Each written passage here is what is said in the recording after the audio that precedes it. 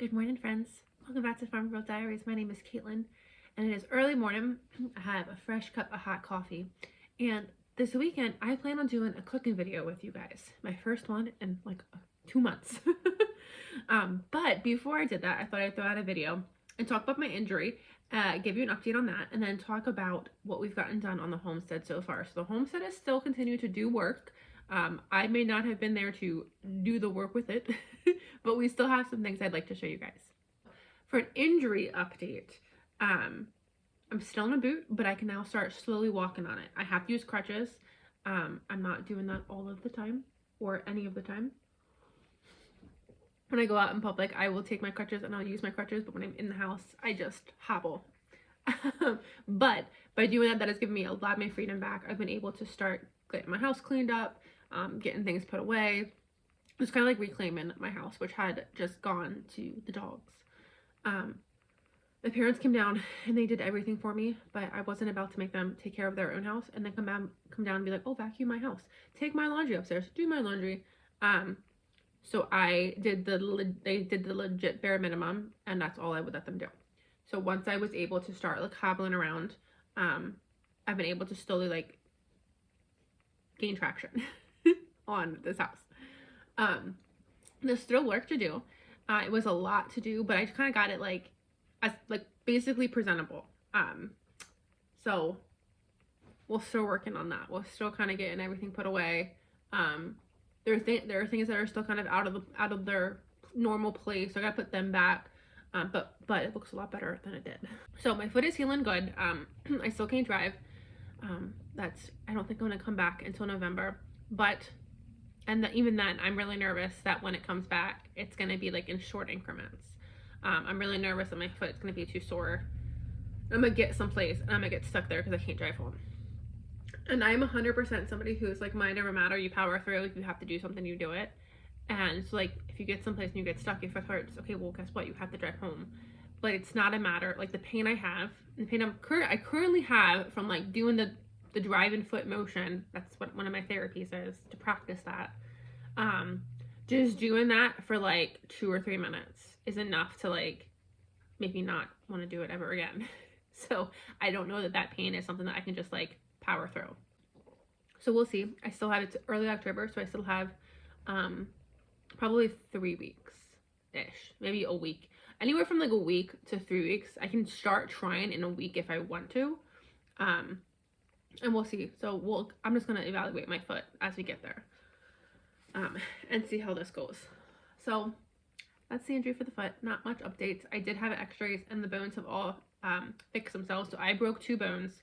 If you didn't know, I broke 2 bones Labor Day weekend, and when I say I broke them, I shattered them. I went to work. I don't do anything halfway, so I just broke them the whole way in multiple pieces. So a new x-ray shows that they have completely healed. Well, I guess not completely. They're healing, but not completely yet. So we still have to take it easy, and I am, but I digress. Anyway, so stuff has been happening here, even though I've not been able to do any of it. So my pumpkins all got harvested. I'm gonna put a couple images in here of my pumpkins. This was the best pumpkin year I've ever had in my entire life. This is phenomenal. And there's even, just because I'm so amazed how many pumpkins I grew, there is still 1 pumpkin in the garden. But the animals found that before it turned orange. So I'm kind of just letting that go for the animals to continue eating. The only pumpkins that are not mine are the white pumpkins on the front porch. All of the orange ones, and then every single mini pumpkin is mine. And I'm so excited about that. That's so cool. They made such a mess in my garden. Pumpkin vines just make such a mess, and there's something that if you have the space, you should kind of put like outside of your normal garden and kind of put them away so you can't really see them because they make such a mess. But I was so ecstatic to have this many pumpkins for decorating. Now, I am going to take them in. I'm going to process them, save seeds, and then I'm going to cook a lot of these pumpkins down. I see a Thanksgiving pumpkin pie in here. I see a pumpkin roll. A whole bunch of pumpkin stuff will be coming in the future. So I'm letting these pumpkins kind of just hang out, and then I will process them down. Those are all my pumpkins, and I'm really excited about that. This was also a great butternut squash year. I got a ton of butternut squash. So we got all of these picked and all of these harvested and all of these cured.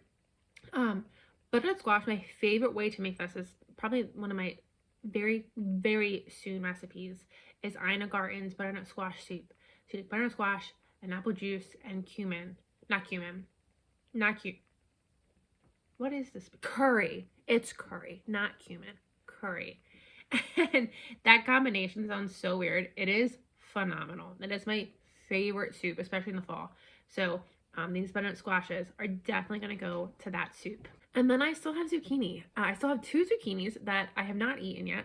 I am planning on eating them, but they've been sitting for about 4 weeks now. So they might actually be almost too far gone. But the fact is, I had zucchini in September, which I have never had zucchini in September. And it is technically October, and I technically have zucchini. That has never happened. Typically, the squash vine borers find my zucchini in July, and they decapitate the plant, which means I have no more zucchini. That didn't happen this year. My zucchini only died because I stopped watering it. That is the only reason my zucchini died. So if I had watered it, there is potential that I could actively be harvesting zucchini right now. And I think that's really exciting. So my squashes did phenomenal this year. This was the year of all of the squashes. Really, really, really great year. One thing that did not do well is my sweet potatoes. I was so excited for a massive sweet potato harvest, and I did not have that. I know some things that I did wrong. So first, sweet potatoes like a lot of water. And I know that, and I make the intention to water the sweet potatoes. However, in May, we went on a garden shopping trip together, and I bought an artichoke, and I was so excited to have this artichoke plant. The artichoke got massive, and I was so excited. I'm like, well, I haven't gotten any flowers on it yet. I'm waiting, and then it bloomed. And it wasn't a regular artichoke. It was a Jerusalem artichoke. So first of all, I didn't want I already had Jerusalem artichokes. I definitely didn't want them in my garden, and it got so big that when my hose I was trying to water, I got a new hose. My hose kind of it dry rotted, or it got a hole in it. So I had to get a new hose, and so my new hose doesn't reach the whole way down to the garden. Currently, I need to get 2 and put them together, but hoses are expensive, so we do one at a time. And so I just was like spraying the rest of the garden. Well, the artichoke was so big, I couldn't get through the artichoke to get to the sweet potatoes. So that was problem number 1. And then problem number 2 is I had all of these volunteer tomatoes. I had thousands of volunteer tomatoes that were growing up in between all the different sweet potatoes. And I think they definitely overcrowded the sweet potatoes. And any water that area was able to get, they took. So the sweet potatoes had to compete with the tomatoes. And then, what was in that bed? I forget what was in that bed. What was in that bed this spring? That was beside the sweet potatoes. I forget what was in that bed, but whatever was in that bed also helped crowd out the sweet potato plants themselves. So I didn't get to pull that stuff until July. And then I pulled that stuff in July. The sweet potatoes finally got their sun. They got, they were able to have more space. And so I was hoping they were going to like start growing then, and they didn't really take off. So next year, I know where I'm putting the sweet potatoes next year, completely different spot, and hopefully I have a better success. It was 100% a me problem. I couldn't grow really good sweet potatoes. I just overcrowded them, and I didn't intentionally overcrowd them. I had volunteers that overcrowded them, and I didn't get them enough water. I think if I had gotten them enough water, even with the tomatoes that were growing up in between them, I think it might have been okay. But as it is, it was not. So the sweet potato harvest was non-existent. I got 1 nice sweet potato, and then there were a couple of big ones, but they looked like they were cut in half. So I'm assuming something was in there eating them. So I did grow a couple, but I think I definitely lost them to, I guess, moles. But even though, I don't know, I didn't see any, but they were cut in half, and I didn't plant half sweet potatoes. So that was a wash. I'm gonna try again next year. Well, I'm not gonna try again. I'm gonna do it next year. With, I guess, more intention. Like, I thought I could just kind of like throw my sweet potatoes anywhere, and they're in the ground and they could grow, and that's not the case. They want their own space. So the Jerusalem artichoke, that bloomed. My dad cut that down, and I dug that out I have a big container of Jerusalem artichokes now in my garage. I am going to eat these. I am going to try them. I am very nervous. So Jerusalem artichokes are called fartichokes because they are known for making you fart. There's a chemical, I think it's called inulin, I think, that when you cook the artichoke, it releases, and then it's basically just like trapped gas in your abdomen. That some people are more susceptible to than others. You can, I think if you boil the artichoke, you can get that to go away, that you can dilute that inulin so it's not as prevalent. But I also heard roasted artichokes are very good. And if you roast them, you're not boiling them, so that if it's inulin, I'm saying that right, that's still there. So I'm nervous to try these, but I'm going to. However, and I was looking at a whole bunch of recipes for these because I have a ton. One plant put off probably 10 pounds of Jerusalem artichokes. I have a ton. And so this is a great food source. And I know Jess at Roots and Refuge already talked about this before, if anyone follows her. This is a great food source that you can kind of put back and forget about. So like my mom and my dad, they have a pool, and behind their pool is their deck, and behind the deck my mom has all these Jerusalem artichokes planted. Now she has them planted just for the flowers, but if we were ever in a famine, food shortage, anything like that, these artichokes could be dug up and eaten. You can roast them, you can boil them, you can pickle them, you can just shave them, I think, and put on like salads fresh. So I think there's a lot of uses for them, but that's a really good food source that you can just kind of put back, let it grow. They set off gorgeous flowers, and then if you ever need it, that's a great food source. So I already have some planted on my property. I might plant a couple of these artichokes, give me some more, because they are, like I said, really pretty flowers. But I am gonna try to eat some of these because I grew them, and I grew a lot of them. At this point, my tomatoes are, I think, basically done. Again, the tomatoes just weren't getting watered, so they've all died. We haven't had a ton of rain this fall, so at this point, my mom has been watering for me, and I've only asked her to water the absolute necessities. So I have a bed of broccoli and cauliflower that is slowly growing. I've asked her to water them, and then my pepper bed was looking a little dry a couple times, so I asked her to water that. So that's basically all that's gotten watered. So the tomatoes have all basically died, and I'm okay with that. I'm not ready to be done my fresh eating with my tomatoes, especially my Cherokee purples. I'm not ready to say I'm done with them until June or July of next year, but sadly, the time is coming, so might as well happen now. So the tomatoes need pulled out of the garden, but right now I have all the tomatoes that I harvested all year in the freezer. I have not processed, I don't think, a single tomato, so I need to do that. So I'm hoping in November I'll be able to get some of these tomatoes processed. I don't know what I'm going to turn them into, so we have to say, look and see, say and see, say and see what I make. I don't really know what I'm making. I do know my mom has gotten a ton of Roma tomatoes from her neighbor, and I do know I want to take them and I want to try to cook them down into ketchup. I tried ketchup before, no success. I have a new plan, and now I'm going to use the Mrs. Wages packet for ketchup, and I feel like that's going to be the key to success. So fingers crossed. I am definitely going to try to make ketchup, because it would be great if I could stop buying ketchup. I don't use a ton of ketchup, so it'd be great if I could stop buying it and like solely make it myself. So fingers crossed for that one. My peppers this year was, I thought I planted like 5 different peppers. Peppers are like one of my favorite things to grow, and I love, surprisingly, I actually thought I hated peppers. I actually love peppers. I just had to figure out the way I like them. So I buy orange gummies, or I grow orange gummies. They're my favorite pepper. I love to eat them with ranch fresh, but all of my peppers this year went to just freeze them. The best way to eat them is you roast the peppers with pepper jack cheese, a little bit of olive oil, and pretzel salt. And that is like on the top 5 list of things. Like if I know I'm dying, what do I want my last meal to be? These peppers are on that list. My favorite way to eat these peppers. So every single pepper has gone into the freezer. I think I have probably about a 1-gallon size bag of these peppers at this point. So that should last me till winter, but it's one of my favorite things. So we'll have to see. So I grew, or I had to buy all of them because none of my seeds started. So I saved seeds from my peppers this year. So hopefully that doesn't happen next year. I also thought I started jalapenos and bell peppers. I know I had issues with my bell peppers growing, but I thought I had a couple. I have none.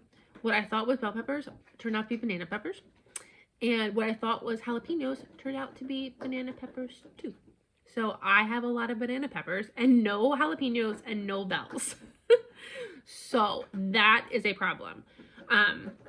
So I've been harvesting the banana peppers and they're just getting chopped and going in the freezer for my pepper packets that I make every year. So we'll make them November or December at some point. Jalapenos I'm fine with. I still have a whole bunch of frozen jalapenos in the freezer from last year that I need to turn into cowboy candy. And that's largely the only way I really eat jalapenos is in cowboy candy. So that'll be fine. And I'm going to have to just buy bell peppers from the market and freeze them for a future meal. So I'm just going to buy them from a local market probably. And then put that in my freezer. Just buy a couple and kind of get me through until next year. And then next year, buy all new seed. Because apparently none of my bell peppers germinated. So I think I need all new seed. And see what I can get. So hopefully next year we have better pepper success. We got a lot of peppers, but I didn't get the variety that I wanted. While I was broken, I also harvested all of my beets. My beet bed was a mess from the beginning. I planted my beets, they grew, and then the weeds grew, and I couldn't weed the beet bed because if I pulled the weeds, I pulled the beets. So I didn't do that. And then once the weeds got so tall, I was able to, and the beets got established, I was able to start pulling the weeds, and the beets were largely unaffected. And I did that in like probably July. And by September, the weeds had grown back, and I'm like, I'm done with all this. I'm going to pull it all out. So I pulled it all out, and I got enough to do 1 quart of pickled beets. So I have 1 quart of pickled beets in my fridge. I don't know if I'm going to do that again or not. I can grow beets. I can always grow beets. But the amount of space that I give towards beets when I'm lacking space in for other things makes me want to say, like, just buy the beets from the market and put that bed towards something else. So we'll have to see if I do beets next year. I'm on the fence if I'm going to do beets next year. So we'll see. One thing I know I'm not doing next year is I'm not planting corn next year. I planted corn this year. It grew.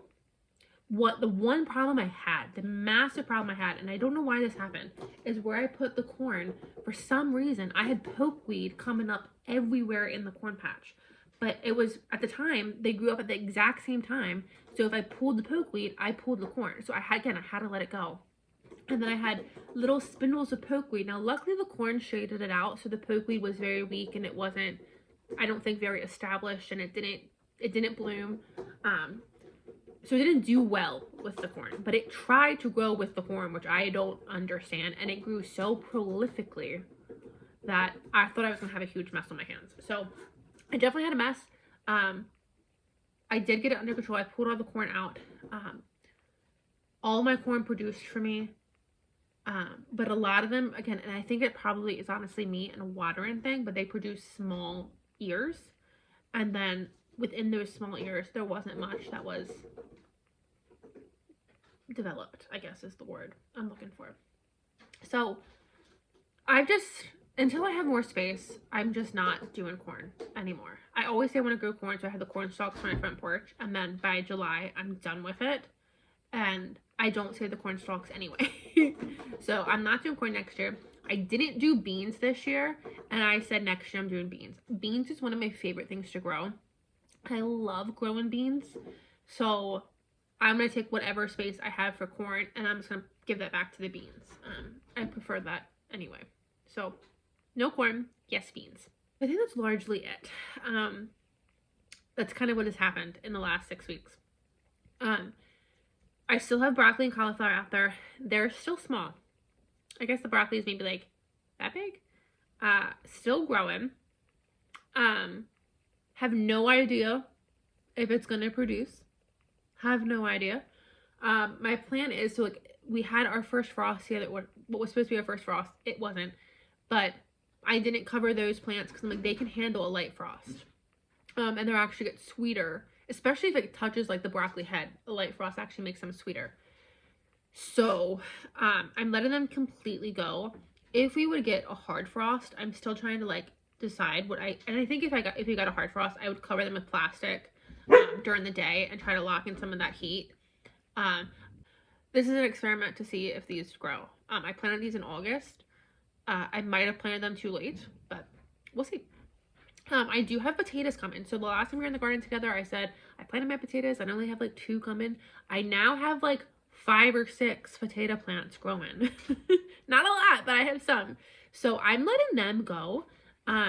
They didn't send up their sprouts until September. So they have time, like they need time to grow potatoes. So currently I don't think I have anything growing. Or anything worth like harvesting yet. But again, I'm hoping maybe like come like mid-November, I might have potatoes.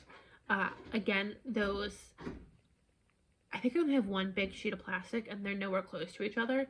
So if we get a hard frost, I think I might just go cover them with like a sheet and then see how they do. I have no idea. This is an experiment. They started way too late. I put these potatoes in the ground in like early July. And they didn't really sprout until September. So they took way too late to sprout. So we'll see if we get anything. So that's basically the entire garden. The entire garden needs to come out. I'm not capable of doing that at this point. I'm really nervous that I'm gonna like do too much and hurt my foot again. So I'm really keeping a leash on myself. And then I know my garden has like little divots and holes and stuff. And if even when I'm wearing the boot that I'm supposed to wear when I walk, if I would hit a divot or a hole, it hurts my foot, it jars my foot. So I know I don't need to do work in there right now. It can wait. So the garden's gonna stay until I can get out there and dig it out. I'm embarrassed at how terrible it looks right now, but I'm also like, you haven't been out here in 6 weeks to do anything with it. So I'm trying to give myself some grace there. The flower farm also looks terrible. I have my tulips. We have to go out and get our tulips in the flower farm area for the spring. So that's something we're going to do hopefully together maybe this week.